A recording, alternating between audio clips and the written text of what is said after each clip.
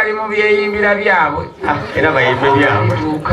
tulitwalayo ekimuli tulitwalayo nga sinnaluwulira ku lediyo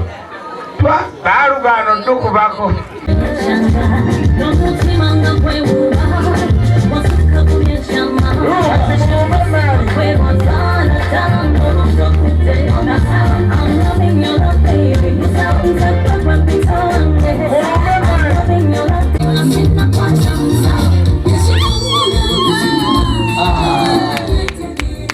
batandise haga ona agitutte na kikiga omukiga olowooza alwawo agamba mugambi ndiki agaha kitegeeza ki bwamuhagingi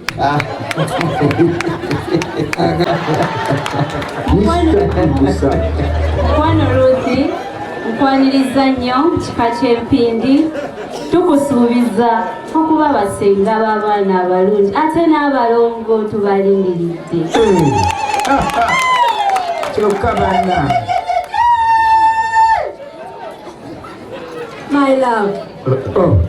my love Ruth atandise akajanja tukwaniriza nnyo kika ky'empindi tuli basanyufu nnyo banaye nga nsanyusa okulaba my love omwagalo antunye nti akwagala nnyo okusinga bwe yeeyagala era bw'otoli omutima gwe tegusa bulungi my love banange nange nkwagala nnyo nnyini ddala anti owulira simanyi asabira wabujeewo nangamba ndiki kino ekimuli akimpadde ekireete n'agamba nti nga bw'olaba bino byonna bwe byaka bwe bimyansamyansa bwotyo bw'omyansiza mutima gwe era nga bwe byaka bwotyo bw'omwakira nga bw'oli teyeetaaga kutaala bannange agambye nti akwagala nnyo bambi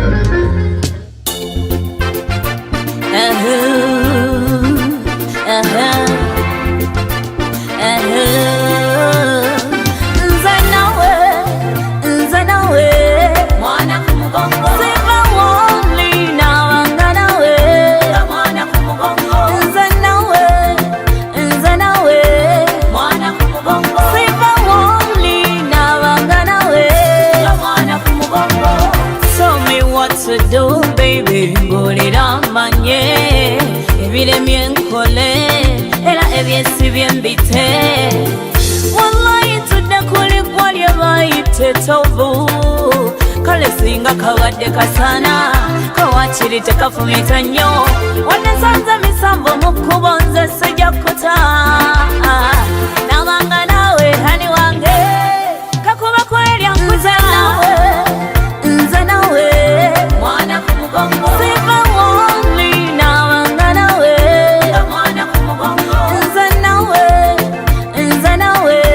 mwana kumugongo siva wonli nabanga nawe Mama la nzikakane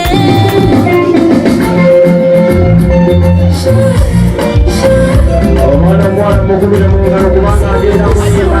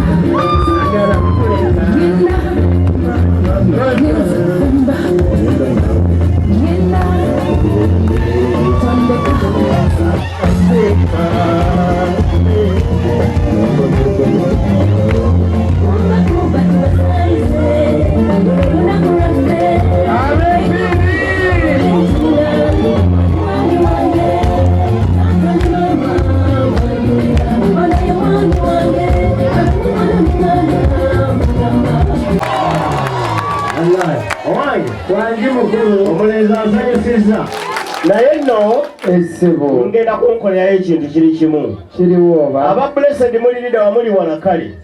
kakati njagala gwe mutabani wange ali mu studio ogenda bampeera akayimba ak'engoma ekinnansi njagala mukole ekintu kimu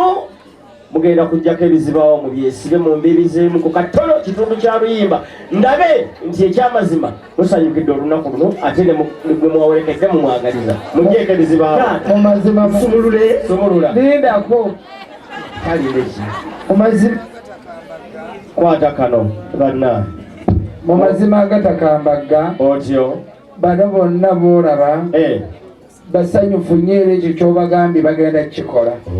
mbakubireko nnyo mu ngalo naye tebayinza kukikola nga gwe otuwadde luyimba luli olulu mwagala lwani nze kennyini nze nyimbisa era ne bagoberera otyo ne bakuba engalo ne batandika kyoganda laba nno ddumba esemba atakkiriza bukkiriza agenda kutandikirawo oyo ye mwesiga otyo era oluyimba bwe mba ntandika ffenna tuba tukuba ngalo mwabeeyo dada engalo ensaa ziwoomera nnyini zataddiza taata badde ki ebirabo byotuleeta ebirabo byo bayimiridde ebirabo byo baganya okgenda nze simanyi oba ngakolera ekinange ozazira haji abadde yatidde dda olaba